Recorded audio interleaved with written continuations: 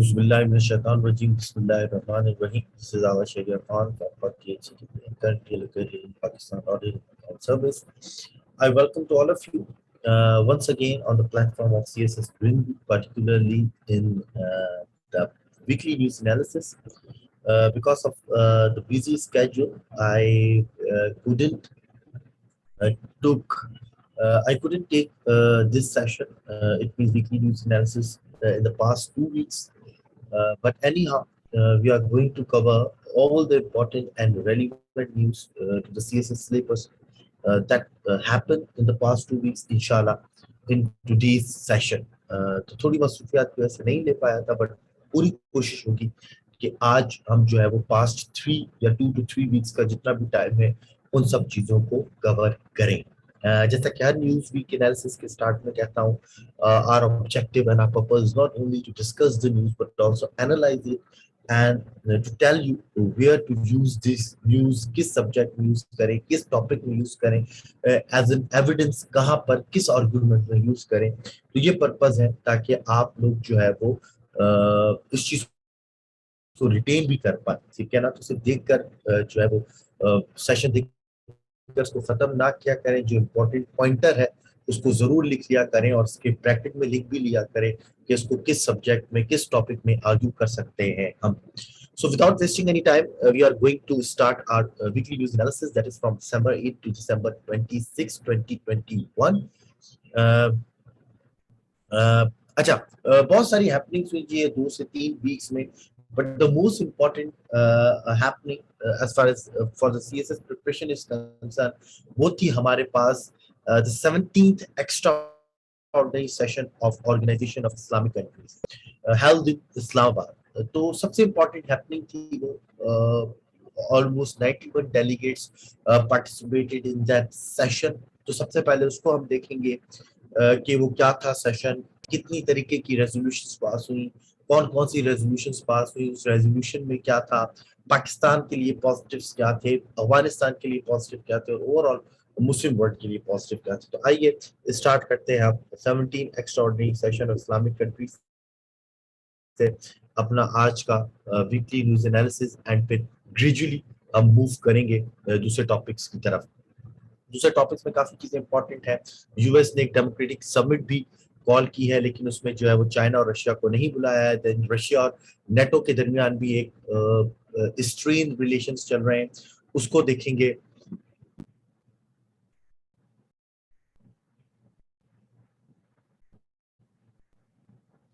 अच्छा जी, तो ये आपके सामने है, आप लोगों को नजर आ रहा होगा. जिसको नजर नहीं आ रहा मैं इसको थोड़ा सा बड़ा भी कर देता हूँ. उम्मीद है कि आप लोगों को ये चीजें नजर भी आ रही होंगी. तो this is the 7th extraordinary session of the OIC Council of Foreign Ministers held on 19 December 2021 Islamabad. जो बच्चे यहाँ पर एमसीक्यूज की प्रिपरेशन कर रहे हैं either for screening test of CSS 2022 और वन पेपर एमसीक्यूज प्रिपरेशन, तो उनके लिए ये चीज इंपॉर्टेंट है कि डेट याद रखें. 17 एक्स्ट्राऑर्डिनरी सेशन था, 19 दिसंबर को हुआ, इस्लामाबाद में हुआ. 90 डेलीगेट्स ने उसके अंदर पार्टिसिपेट किया. इस्लामिक डेट भी यहाँ पे लिखी हुई है 15 जमादुल अव्वल 1443 आफ्टर हिजरा. अच्छा, इसके अंदर जो है वो बेसिकली 2 रेजोल्यूशंस पास हुई. The first one was a joint resolution on the humanitarian situation in Afghanistan, and the second one was the Islamabad Declaration on the Palestine issue. बहुत important है because as we discussed in our previous weekly news analysis, that Pakistan has been doing its best to create consensus to mitigate the humanitarian crisis in Afghanistan, to make the world realize that the situation in Afghanistan, particularly related to food crisis, food security, is very critical, and Afghanistan need desperate help, desperate relief program. So Pakistan की बहुत बड़ी कोशिश थी, and in the same context Pakistan tried to convene and organize the 17th extraordinary session of OIC Council of Foreign Ministers, ताकि मुसलमान मुल्कों में तो कम से कम कंसेंसस किया जाए. और क्योंकि अफगानिस्तान का इशू जो सिर्फ मुस्लिम वर्ल्ड से रिलेटेड नहीं है, उसमें यूरोपियन यूनियन का भी बहुत बड़ा हाथ है, यूरोपियन कंट्रीज का भी हाथ है, इवन यूनाइटेड स्टेट्स का भी बहुत बड़ा रोल है. दैट इज वाई इसके अंदर जो है वो P5 कंट्रीज भी इनवाइट किए गए थे. P5 कंट्रीज हम वो कहते हैं जो यूनाइटेड सिक्योरिटी काउंसिल के परमानेंट मेंबर्स हैं, जिसमें यूएस है, चाइना है, यूके है हमारे पास, और जो है वो हमारे पास और कंट्री फॉर एग्जाम्पल रशिया है उसके अंदर।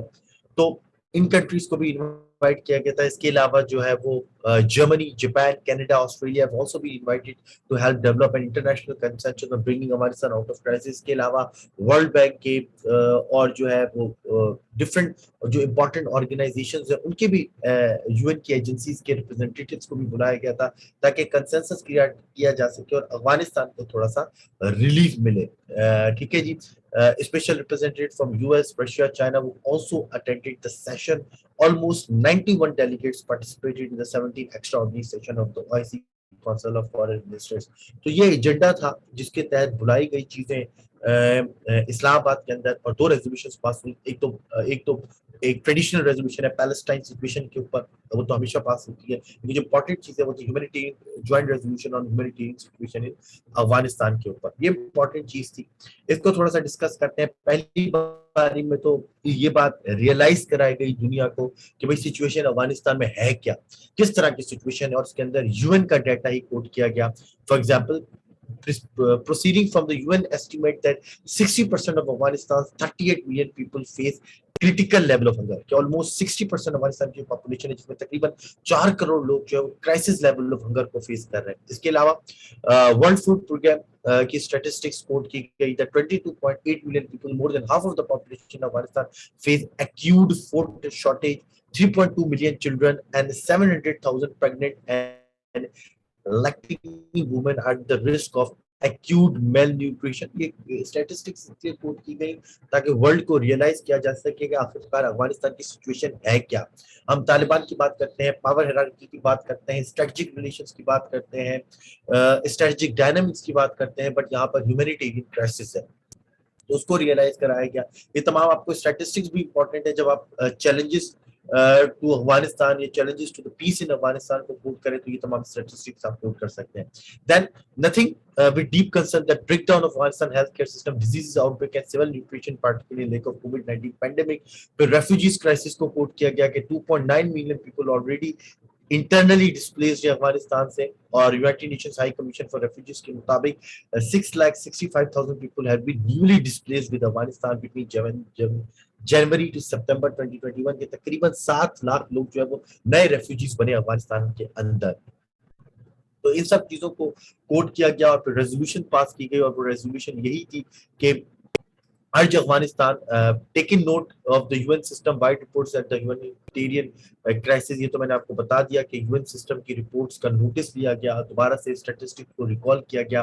देन बोला क्या गया कि encourage the United Nations, in particular UN High Commission for Refugees, UN Office for Coordination of Humanitarian Affairs, World Food Program, United Nations International Children's Emergency Fund, United Nations Development Programme, इन तमाम United Nations की जो agencies है उनको encourage किया गया to pursue joint operation with the OIC for the delivery of urgent humanitarian add.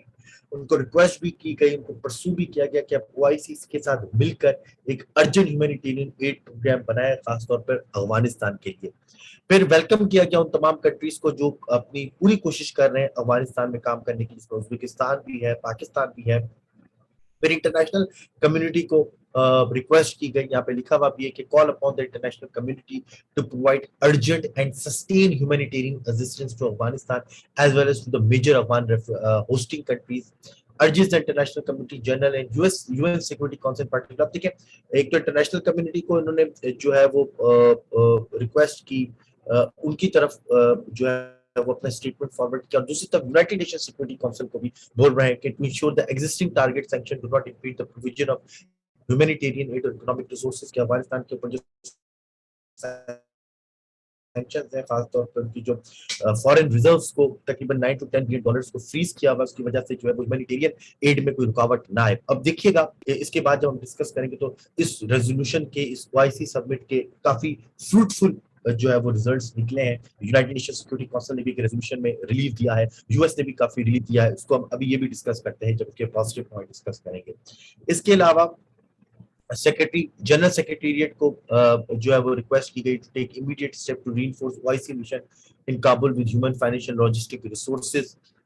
फिर जी ह्यूमैनिटेरियन ट्रस्ट फंड की बात की गई, इसके अलावा जो इस्लामिक डेवलपमेंट बैंक को बोला गया कि आप ह्यूमैनिटेरियन ट्रस्ट के थ्रू जो है वो फंड करें, अफगानिस्तान को जितना जल्दी हो सके उतना करें। देन ओआईसी अपने मेंबर स्टेट्स को बोला गया, इंटरनेशनल डोनर्स को, कि आप अफगानिस्तान की जो है वो हेल्प करें, जितना जल्दी हो सके उतनी जल्दी आप इसके अंदर अफगानिस्तान की हेल्प करें। तो ये थी रेजोल्यूशन। इसके अंदर काफी पॉइंट्स हैं, आप भी देख लीजिएगा, जो इंपॉर्टेंट पॉइंट थे वो मैंने आपको बता दिया। अच्छा, इसके लिए पॉजिटिव पॉइंट क्या है पाकिस्तान के? पहली बात यह है कि अफगानिस्तान की सिचुएशन में अगर if the crisis could be addressed by the great powers. If the great powers send their relief program to mitigate the humanitarian crisis in Afghanistan, तो सबसे ज्यादा फायदा पाकिस्तान को है, क्योंकि उसके नेबर में अगर पीस आता है तो इन्फ्लक्स ऑफ रिफ्यूजीज कम हो जाएंगे, ट्रेड जो है, लीगल ट्रेड, नार्कोटिक्स, वो सब चीजें कम हो जाएंगी, और जो पाकिस्तान का वो जो ग्रेटर सीपैक का एक ड्रीम है to connect Pakistan Central Asia and the Eastern Europe, वो मटेरियलाइज हो सकता है। पाकिस्तान को be the central hub and the central transit hub of trade between East and West Asia, तो वो पूरा जो है ड्रीम मटेरियलाइज हो सकता है। सबसे ज्यादा पाकिस्तान इसमें फायदा पाकिस्तान को है अगर पाकिस्तान की सिचुएशन इंप्रूव होती है, पहला पॉइंट। दूसरा पॉइंट यह है कि वो जो बात होती थी आज से शायद 2 साल पहले, to isolate Pakistan at the international fora and diplomatically, कि पाकिस्तान को आइसोलेट कर दिया जाए। और जमाने में आपने देखा भी था कि जब पाकिस्तान ने यमन के ऊपर फोर्सेस नहीं भेजा था तो सऊदी अरब के साथ भी जो है वो रिलेशन स्ट्रेन हो गए थे, यूएई के साथ भी रिलेशन स्ट्रेन हो गए थे उस वक्त।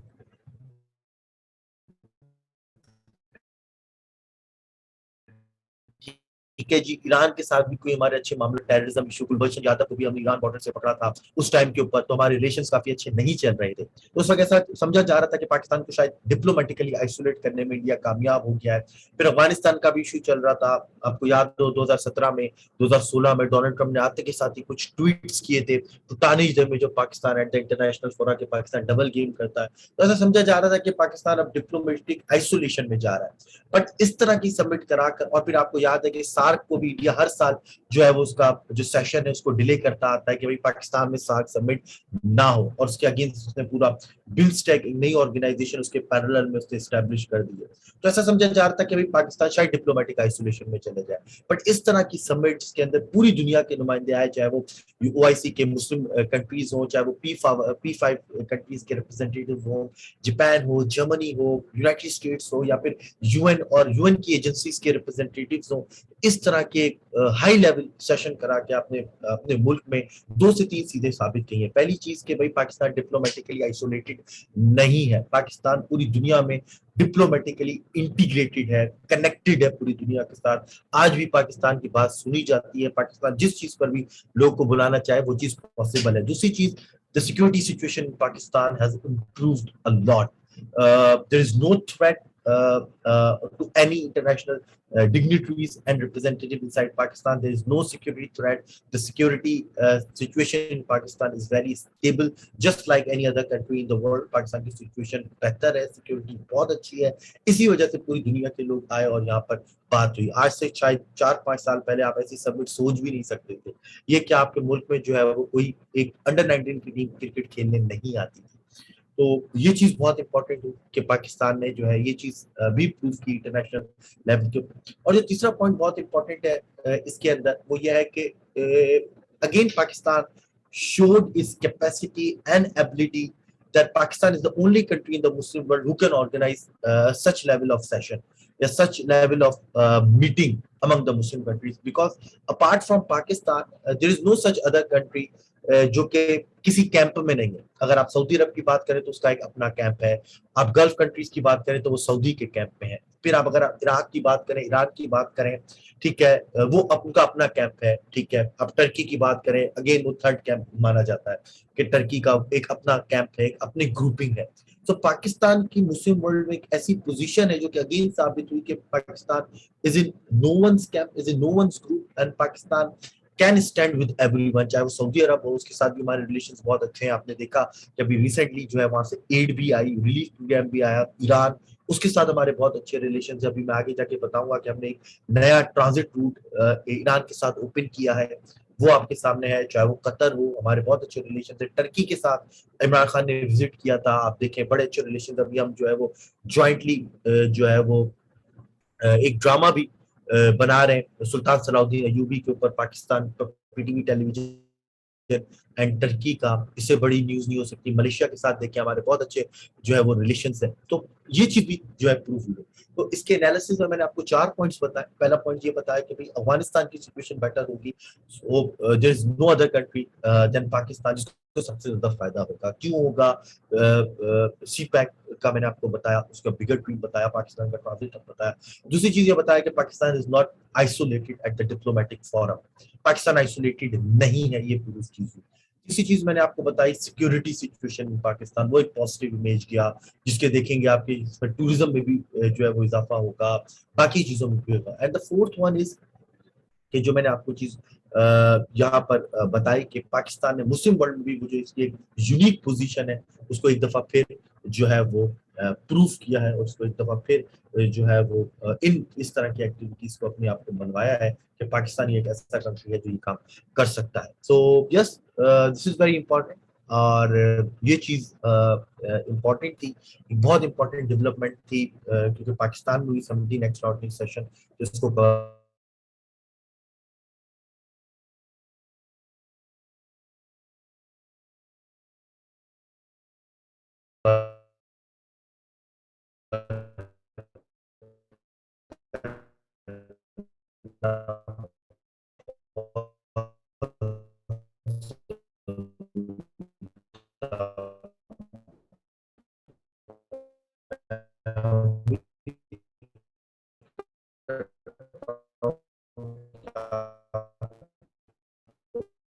मैं इन तमाम चीजों को you can ask in the chat box as well. क्या हुआ जी? चले एनी हाउ,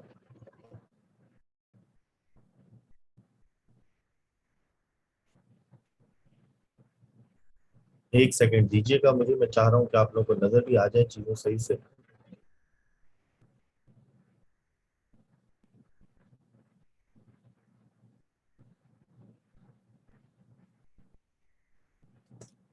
ठीक है, अच्छा जी।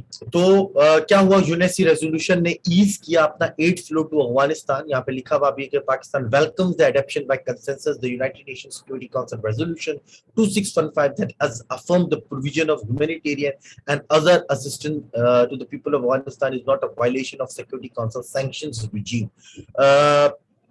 कंसेंसस के साथ ये बात बोला गया है कि United Nation Security Council resolution 2615 ये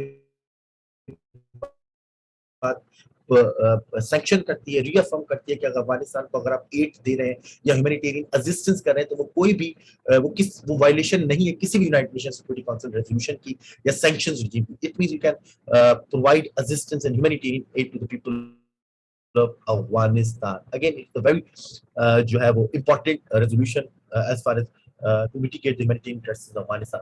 Now, in the same way, US to show flexibility in Afghanistan financial sanctions, United Nations के जो उनके State Department से ये statement आया कि United Nations would show greater flexibility on financial sanctions imposed on Afghanistan after the Taliban takeover to allow delivery of humanitarian aid to war-ravaged country. A senior State Department official said on Monday कि हम जो है वो अपनी restrictions में थोड़ी सी relaxation देंगे to the people of Afghanistan, and it all these two happenings or these two relief is are direct result of the efforts of Pakistan or the result of the 17 extraordinary session of OIC on Afghanistan. ये बहुत अच्छी चीज थी जिसके लिए ये तमाम चीजें हुई, और ये अभी आप उसके इम्पैक्ट में लिख सकते हैं कि अच्छा पॉजिटिव रे ऑफ होप। जब हम सवाल लिखते हैं for example what are the challenges to the Afghanistan government, उसमें ह्यूमैनिटेरियन एड का चैलेंज लिखेंगे, फूड क्राइसिस का चैलेंज लिखेंगे, तो जब हम नीचे आके सॉल्यूशंस देंगे उसके बाद से हम एक रे ऑफ होप की भी बात करेंगे, तो हम ये कह सकते हैं कि या role of Pakistan in the peace process of Afghanistan, तो हम कह सकते हैं कि रोल ऑफ पाकिस्तान का ये भी है कि पाकिस्तान ने एक ओआईसी का 17 एक्स्ट्राऑर्डिनरी सेशन बुलाया और फिर उसके नतीजे में ये पॉजिटिव डेवलपमेंट हुई, तो उसके उसके ऊपर भी हम ये चीजें कोट कर सकते हैं, अपने आर्गुमेंट को सब्सटेंशिएट कर सकते हैं इन सब चीजें बातों से। अच्छा जी, ये तो हो गया रिलेटेड टू अफगानिस्तान, जितनी इस 3 हफ्तों में डेवलपमेंट हुई, ओआईसी का इजलास और फिर उसके नतीजे में ये तमाम चीज। Now we are going to move towards again a Cold War like scenario or the rivalry between the two great powers, that is the United States of America and the China. Uh, and because of this, the smaller countries like Pakistan has to choose sides that uh, at which camp she's standing. They can again वो situation again develop हुई. United Nations ने जो है वो यहाँ पे भी मैं इसको जो है वो थोड़ी सी इसके फॉन्ट बढ़ा देता हूँ ताकि आप लोगों को नजर आए.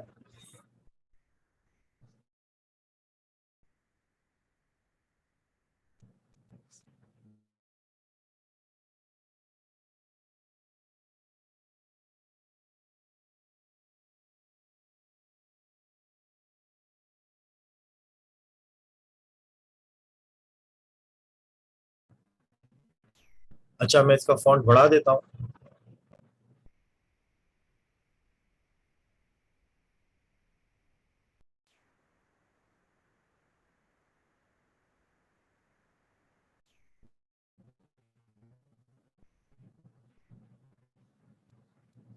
Conveyed a democratic call की है. More than 100 nations को उन्होंने submit, but China uh, is not invited. Russia is not invited in that summit. यहाँ पे लिखा हुआ भी है कि Islamabad and Islamabad has decided to skip democracy summit as Russia and China not invited. Pakistan ने ये फैसला किया कि हम उस समिट को ज्वाइन नहीं करेंगे. यहाँ पे अगर आप हेडिंग भी देखें तो लिखा है late engage at opportune time Pakistan tell United States. Pakistan basically tells United States of America that we will engage you on these type of issues in appropriate time in future, but we are not going to participate in democratic summit. और उसकी basic वजह यही थी कि Islamabad US ने जो है वो चाइना को इनवाइट नहीं किया, बल्कि चाइना के बजाय उन्होंने ताइवान को इनवाइट किया है. ठीक है जी. और ताइवान को बोला है कि वो चाइना को रिप्रेजेंट करे. और आप सब लोगों को ये बात पता है कि चाइना जो है वो ताइवान को जो है वो अपनी रेड लाइन समझता है, क्योंकि चाइना की शुरू से वन चाइना पॉलिसी है. वो कहता है कि मेनलैंड चाइना हो या ताइवान हो, वो चाइना का ही हिस्सा है. क्योंकि जब 1949 में माओ रेवोल्यूशन आया था तो जो चाइनीज गवर्नमेंट थी चाइना के अंदर, वो उठकर ताइवान चली गई थी और उसने वहां पर अपना रिफ्यूज लिया था और एस्टेब्लिश किया था. और फिर माओ का रेवोल्यूशन चाइना में आया था. उसके बाद से जो है वो जो ताइवान में गवर्नमेंट चली गई थी वो कहती है कि हमारा चाइना के ऊपर जो है वो हमारी लेजिटिमिटी है और हमारी जो है वो पावर चाइना के ऊपर होनी चाहिए, क्योंकि हम रियल गवर्नमेंट है चाइना की. लेकिन जो माओ रेवोल्यूशन आया उसके बाद से जो है पीपल्स रिपब्लिक ऑफ चाइना बना और कम्युनिस्ट पार्टी आई. वो कहते हैं कि हमारी हम है रियल पावर, और चाहे वो चाइना मेनलैंड चाइना हो या ताइवान हो, ये दोनों चाइना का हिस्सा है और हम जो है वो उसके ऊपर रूल करते हैं. तो उसके बाद से डिवाइड हो गया. और कोई भी कंट्री अगर ताइवान से डायरेक्ट रिलेशंस मेंटेन करता है तो चाइना उसको बड़ा स्ट्रांगली डील करता है. वो कहता है कि ये हमारी रेड लाइन है. But US again has crossed this red line, and Washington invited Taiwan instead of Beijing to represent China at the summit. Russia, another world major power, was also kept out. Russia को भी invite नहीं किया गया democracy summit के अंदर, and that is why China is Pakistan's closest ally, while Islamabad is trying to improve its ties with Moscow as well. That's therefore Pakistan has decided not to participate in that summit, because participation का मतलब है कि China के साथ अपने relations को जो है वो एट स्टेक करना, उसके साथ फिर रिलेशन स्ट्रेन हो जाएंगे. और फिर रशिया के साथ जो हम चाह रहे हैं कि हमारे रिलेशन इंप्रूव हो, वो भी जो है वो कॉम्प्रोमाइज हो सकते हैं. तो अगेन ये जो मैं शुरू से कहता हूँ, इस चीज को आप पाक यूएस रिलेशंस में भी जो है वो अब ये आपके ऊपर है कि आप इस पाकिस्तान के इस डिसीजन को कैसे लेते हैं. इसको आप पॉजिटिव भी कह सकते हैं कि ये सही डिसीजन है, इसको आप गलत डिसीजन भी कह सकते हैं कि ये गलत डिसीजन है. पॉजिटिव डिसीजन इस तरह है कि पाकिस्तान के जो रियल एलाइज है पाकिस्तान उनके साथ खड़ा हुआ है. नेगेटिव डिसीजन इस तरह है कि Pakistan is the country where democracy is flourishing, where democracy is practising in the real sense. On the other hand China and Russia are those countries जहाँ पे डेमोक्रेसी से नाम की है, वहां पर डेमोक्रेसी नहीं है, वन पार्टी सिस्टम है, डिक्टेटरशिप है. बट पाकिस्तान में उस तरह का जो है सेटअप नहीं है. अगर यूएस ने उनको नहीं बुलाया तो उसके अंदर काफी ऐसे भी कंसर्न्स हैं जो बिल्कुल लेजिटिमेट है कि न चाइना के अंदर डेमोक्रेसी है ना रशिया के अंदर डेमोक्रेसी. बट तो पाकिस्तान इस कंसर्न, वहाँ पे फ्रीडम ऑफ स्पीच भी है, फ्रीडम ऑफ एक्सप्रेशन भी है, इलेक्शंस भी टाइम पर होते हैं, बहुत अच्छे इलेक्शंस होते हैं, पार्लियामेंट में है, लीगल प्रोसेस भी चल रहा है, लेजिस्लेशन भी हो रही है. तो पाकिस्तान को कुछ लोग कहते हैं पार्टिसिपेट करना चाहिए था, क्योंकि चाइना और रशिया का अपना मसला है, उसका पाकिस्तान से कोई ताल्लुक नहीं. But any how Pakistan has decided not to participate. ये आपका मसला है, ये आपका फैसला है कि आप इसको किस तरह एनालाइज करते हैं. I have told you the both sides of the coin. When the Beijing didn't receive the invitation of the summit, China started to criticize the US on its democratic technique. China branded US democracy as a weapons of mass destruction. उन्हें बोला कि democracy की बात करते हैं हर जगह. They are going to sell democracy just to intervene in the domestic affairs of another country, just to colonize that countries. उन्होंने कहा कि यूएस का एक इंस्ट्रूमेंट है किसी भी कंट्रीज की के अंदर इंट्रूड करना, इंटरवीन करना, और हम ऐसी डेमोक्रेसी को हर लिहाज से अपोज करेंगे. तो चाइना का एक स्ट्रॉन्ग रिस्पॉन्स आया इस चीज के ऊपर. और फिर अगेन जैसा कि मैंने कहा कि दो मुल्कों के दरमियान, ग्रेट पावर्स के दरमियान एक राइवलरी चल रही है, जिसका एक प्रूफ ये मैंने आपको दिया कि US didn't invite China on the democratic summit. उसका दूसरा दूसरा प्रूफ ये है, या बहुत सारे प्रूफ है, या 3 हफ्तों में एक और नया आर्गुमेंट आया कि, या एक नया इंस्टेंस आया कि US trying is best to boycott 2022 winter Olympic. Beijing के जो विंटर ओलंपिक्स इन बीजिंग है उसको किसी तरह बायकॉट किया जाए, और पाकिस्तान ने इस चीज को क्रिटिसाइज किया, और पाकिस्तान ने बोला कि sports should be divorced from the politics, sports should be out from the politics, के sports should be delinked from the politics. Side तो स्पोर्ट्स का लेना देना नहीं होना चाहिए पॉलिटिक्स के अंदर. तो ये चीजें चल रही हैं दोनों की राइवलरी में. फिर अगर मैं आपको तीसरा इंसिडेंट भी बता दूं तो the US video Friday sanction 2 high level Chinese officials for alleged human rights violations abuses in Xinjiang within East China AI surveillance from since time of blacklist. US ने 2 चाइनीज ऑफिशियल्स को blacklist किया और बोला कि उनको इसलिए blacklist कर रहे हैं क्योंकि ये जिंगजियांग के अंदर ह्यूमन राइट्स की वायलेशन करते हैं. और फिर दूसरे पॉइंट के ऊपर चाइनीज की जो AI surveillance, artificial intelligence surveillance, जो है फेस रिकग्निशन टेक्नोलॉजी है, उसको भी ब्लैकलिस्ट कर दिया गया. तो ये 3 चीजें हों. Again, a proof of US-China rivalry at political front, technological front, strategic front. Political front में आप डेमोक्रेसी के समय को कोट कर सकते हैं, स्ट्रेटेजिक फ्रंट में भी आप कर सकते हैं, और जो है वो टेक्नोलॉजिकल फ्रंट में आप ये AI surveillance face recognition system को की एग्जांपल को कोट कर सकते हैं. सोशल फ्रंट के ऊपर आप स्पोर्ट्स के एग्जांपल को कोट कर सकते हैं. तो ये चीज इंपॉर्टेंट थी यूएस चाइना में, और उसमें पाकिस्तान का क्या रोल है, पाकिस्तान कहाँ खड़ा है, वो भी मैंने चीजें आपको बताई. नेक्स्ट है जी हमारे पास यहाँ पर नेटो रशिया टेंशंस. अगेन इसको भी मैं थोड़ा सा फॉन्ट को बड़ा कर दूं ताकि आप लोगों को मुश्किल ना हो.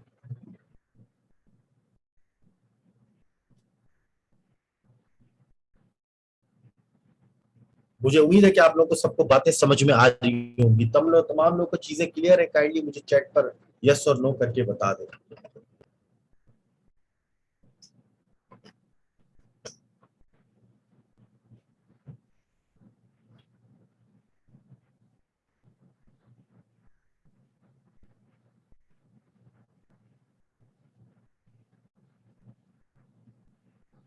अच्छा, नेक्स्ट है जी हमारे पास नेटो रशिया टेंशंस. ये टॉपिक उन लोगों के लिए इम्पोर्टेंट है, the people, the aspirants who have international relations as an optional subject, इनका IR as an optional subject है, उनके लिए इम्पोर्टेंट है नेटो रशिया टेंशंस. या फिर ऐसे भी अगर ग्लोबल लेवल के ऊपर आ जाता है तो उसके लिए आप एज एन एग्जांपल कोट कर सकते हैं. वो ये है कि again a sort of crisis is going, is basically क्या कहा जाए उसको, क्राइसिस तो नहीं है, बेसिकली फ्लैश पॉइंट कह सकते हैं कि यूक्रेन जो है वो फ्लैश पॉइंट बन सकता है नेटो रशिया क्लैश का. ठीक है ना, Ukraine might become the flash point between clash between the NATO and the Russia. उसकी वजह यह है कि उसके लिए थोड़ा सा कॉन्टेक्स्ट समझना पड़ेगा आप लोगों को कि जब नेटो बनी क्यों थी. मैं थोड़ा सा जल्दी चीजों बता देता हूँ. जब कोल्ड वॉर हुई 1989 तक, कोल्ड वॉर जो था वो सोवियत यूनियन और मेरे ख्याल में थोड़ा सा कनेक्शन अनस्टेबल भी है, मैं अपनी वीडियो बंद कर देता हूँ. अच्छा, कोल्ड वॉर जब स्टार्ट हुई तो कोल्ड वॉर में एक तरफ सोवियत यूनियन था, कम्युनिस्ट ब्लॉक था, जिस तरफ यूएस था, कैपिटलिस्ट ब्लॉक था, और दोनों ने अपने स्ट्रेटेजिक जो है वो अलायंसेस बनाए. यूएस लेड अलायंस का नाम था नेटो, ताकि वेस्टर्न ब्लॉक को सिक्योर किया जाए, शील्ड किया जाए, और कम्युनिस्ट लेड अलायंस जो था वो था वार्सो पैक्ट. फिर जो है वो सोवियत यूनियन आपको पता है डिसमेंबर्ड हो गया, डिसइंटीग्रेट हो गया, और फिर the fall of Berlin wall, और फिर उसके बाद से नेटो अपनी जगह पर ही रहा. अब हुआ क्या कि जब भी नेटो की एक्सपेंशन टूवर्ड्स ईस्ट होती है ना, टूवर्ड्स रशियन बॉर्डर, तो रशिया फील इनसिक्योर, ठीक है। रशिया को वो चीज बात सही नहीं लगती। Russia feel in danger because of the NATO troops movement और because of their exercises near to its eastern border. तो रशिया का ईस्टर्न बॉर्डर है, जब भी वहां पे नेटो की एक्टिविटीज होती है, नेटो की एक्सरसाइजेस होती हैं, नेटो की ट्रूप्स मूवमेंट होती है, तो रशिया एक अनईजी फील कर रहा होता है, इनसिक्योर फील कर रहा होता है। तो जब भी ऐसा हुआ रशिया उसको अपोज करता है। अच्छा, अब जब इसकी ईस्टर्न साइड के ऊपर देखें तो वहां पे ईस्टर्न साइड पे यूक्रेन भी है। इससे पहले 2014 में रशिया ने यूक्रेन का एक प्रोविंस बोल दे, एक स्टेट बोल दे, उसको इन्वेड किया। उसका नाम था क्रीमिया 2014, ताकि वो जो नेटो की फोर्सेस है यूक्रेन को या क्रीमिया को एज अ बफर बनाया जाए और वो ईस्टर्न बॉर्डर तक ना पहुंचे। उसके ऊपर रशिया के अंदर सैंक्शंस लगे, बहुत सारी बातें हुई, बट एनी हाउ वो चीज थोड़ी सी अब डाइल्यूट हो चुकी है। दोबारा से अब ये बात शुरू हो चुकी है कि नेटो ने अपनी ईस्टवर्ड फोर्सेस को मूव किया, वहां पर कुछ मूवमेंट हुई। रशिया ने भी इन रिस्पॉन्स अपनी फोर्सेस को मूव किया, एक्सरसाइजेस की। और फिर एक कंट्रोवर्शियल थ्योरी ये आई कि Russia is going to invade the whole Ukraine, कि रशिया जो है वो पूरे यूक्रेन को जो है वो इन्वेड करने वाला है। Although Russia clarified this point at multiple occasions that there is no plan to invade Ukraine, but इससे पहले उसने जब क्रीमिया को भी इन्वेड किया था जो कि यूक्रेन का एक हिस्सा था, तब भी उसने ये बोला था कि हम ऐसा कोई चीज नहीं करने जा रहे। तो ये एक सिचुएशन पैदा हो गई है कि उनको लगता है कि शायद रशिया इन्वेट कर दे यूक्रेन को। That is why NATO forces भी अपनी मूवमेंट के अगर ऐसा होता है तो उसको जो है वो डिफेंड करें। यूएस प्रेसिडेंट ने भी बड़ा US president basically give a very strong statement against Russia. He said that US president Joe Biden threatened Russian President Vladimir Putin with severe consequences if Moscow invaded Ukraine, while a top Russian diplomat has said Russia's between his country and NATO has reached a dangerous point and that military drills near the Russian border were unacceptable। जैसा कि मैंने आपको कहा था कि military drills NATO कर रही है, कह रहे हैं अनएक्सपेक्टेबल है, डेंजरस पॉइंट रीच हो चुका है। वो कह रहे हैं कि अगर आप इन्वेड किया तो जो है वो एक आपको सीवियर कॉन्सिक्वेंसेस के देखने पड़ेंगे। Whether it is the Sino US rivalry or the Russian NATO spread, all sides must act to prevent a new cold war। एक solution की बात ये कि चाहे वो चाइना यूएस की rivalry हो जो कि इससे पहले हमने देखी, या रशिया नेटो की rivalry हो, कभी भी कोशिश करनी चाहिए कोल्ड वॉर को जो है वो डिफ्यूज किया जाए और टेंशंस को डिफ्यूज किया जाए थ्रू डायलॉग। तो ये एक इम्पॉर्टेंट डेवलपमेंट थी, तो उसको भी डिस्कस करना चाहिए, इसको एनालाइज करना चाहिए इन चीजों के अंदर। पाकिस्तान में इसका क्या ले जाते हैं, अब अगेन पाकिस्तान के ऊपर यही प्रेशर होता है कि पाकिस्तान किस साइड पे खड़ा हुआ है, पाकिस्तान का क्या स्टेटमेंट होगा। इधर Pakistan standing on towards Chinese block, towards Russian block और द यूनाइटेड स्टेट्स। तो पाकिस्तान का क्या रिस्पॉन्स होता है, ये चीज के अंदर इंपॉर्टेंट है। और हमने देखा कि ऊपर वाली बात होगी कि पाकिस्तान में जो है वो यूएस को डिक्लाइन किया और चाइनीज ब्लॉक में अपने आप को स्टैंड किया। अच्छा जी, ये तो था कुछ इंटरनेशनल हैपनिंग्स, कुछ रीजनल हैपनिंग्स जो मैंने आपके साथ डिस्कस की। 17 extraordinary session,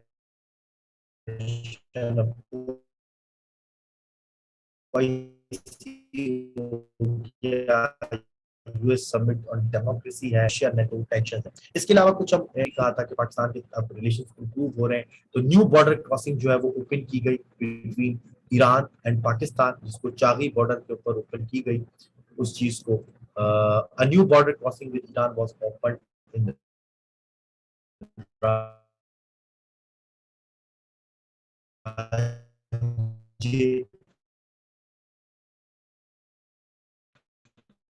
area of Jari district of जो है चमन के ऊपर बॉर्डर क्रॉसिंग की। अब ये again very important development in Pakistan arts है। उसके अलावा अगर हम इंटरनल डेवलपमेंट की बात करें तो again initiative from the incumbent government as far as the socio economic uplift of the country is concerned, uplift of the lower strata of society is concerned, Prime Minister Imran Khan launched the नया Pakistan card scheme. ठीक है जी, कौन C card scheme launch की गई, नया Pakistan card initiative को launch किया गया। अब नया पाकिस्तान कार्ड इनिशिएटिव क्या है, नया पाकिस्तान कार्ड इनिशिएटिव यह है कि जिसमें हर चीज को इनकॉर्पोरेट कर दिया गया। वो चीजें क्या क्या है, इसमें जो सबसे इंपॉर्टेंट चीज रखी गई वो यहाँ पे मैं आपको बता दूं, सब्सिडी ऑन फूड पैकेज रखी गई। जो 4 से 5 आइटम है, चावल, दाल, चीनी ठीक है, चावल, आटा नहीं, इसमें थी चावल था, आटा था, दाल थी, चीनी थी और ऑयल था। ये 5 चीजें हैं जिसके ऊपर सब्सिडी प्रोवाइड की गई कि जिसके पास भी ये नया पाकिस्तान कार्ड होगा उसको मेरे ख्याल में 20 to 25% डिस्काउंट मिलेगा इन 5 बेसिक इंग्रेडिएंट्स ऑफ फूड के ऊपर। उसके बाद इसी के अंदर किसान कार्ड भी शामिल कर दिया गया, सेहत कार्ड भी है, स्कॉलरशिप फॉर स्टूडेंट्स भी है, लोन्स फॉर हाउस बिल्डिंग भी है। तो अगर किसी के पास एक कार्ड होगा नया पाकिस्तान तक, इंटरेस्ट फ्री लोन है for self employment, technical education की जो है वो अपॉर्चुनिटीज है, हाउस कंस्ट्रक्शन के लिए आप 2.7 मिलियन तक के interest free loan, over 2 million eligible families beside the government was awarding 6.3 million scholarships to students to encourage them to pursue higher education, as it is $47 billion has been allocated in this regard. So again, this Pakistan card is also under the umbrella of INSAF, under the umbrella of Asas program, that is the largest program of social economic uplift for the lower strata of society. So ये एक important चीज है जो मैंने आपके साथ discuss करनी थी और मैंने आपके साथ डिस्कस की भी, नया पाकिस्तान कार्ड इनिशिएटिव। उसके अलावा जी हमारे पास क्या है, उसके अलावा अगेन एक स्टैटिस्टिक्स है जिसको आप जेंडर स्टडीज में भी कोट कर सकते हैं या सिचुएशन ऑफ वुमेन पाकिस्तान भी कोट कर सकते हैं, जिसको आपने कोट करना भी चाहिए। और वो स्टैटिस्टिक्स आपके सामने यहाँ पे लिखी भी है, इसको मैं जो थोड़ा सा इसका फॉन्ट बड़ा कर देता हूँ।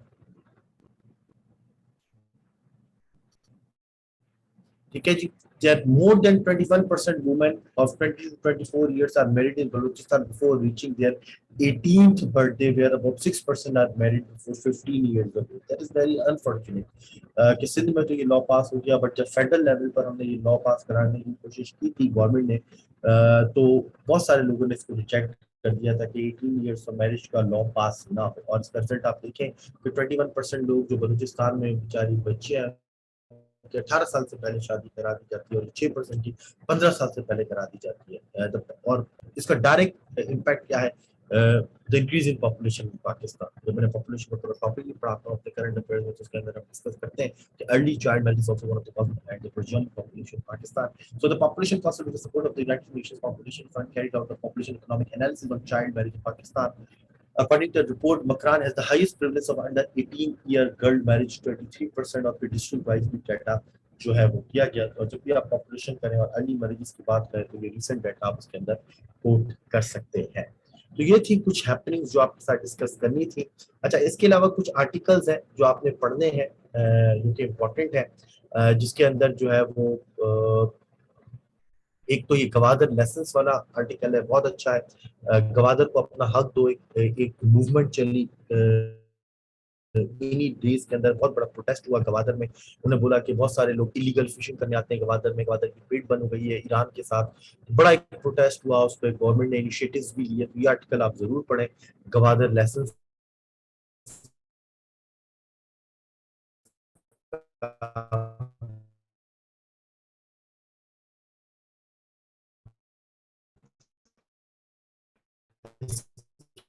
के अलावा जो है वो एंडलेस सर्कस, आखिर तक जो पाकिस्तान में गलतियां की गई या क्या हम करते जाए, जी बिल्कुल आप कर सकें।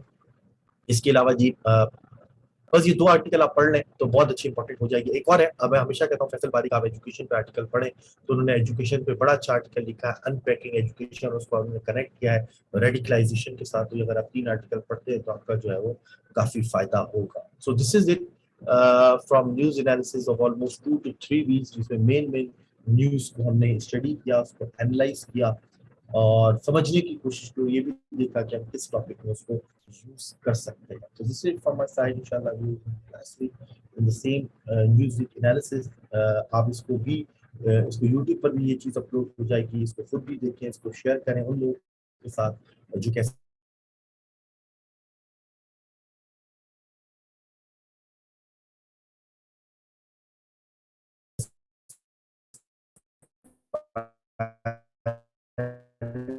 हैं और जो क्वालिटी मटेरियल है वो शेयर करें। और जो यूट्यूब का हमारा चैनल है उसका नाम, और ताकि आप नेक्स्ट वीडियो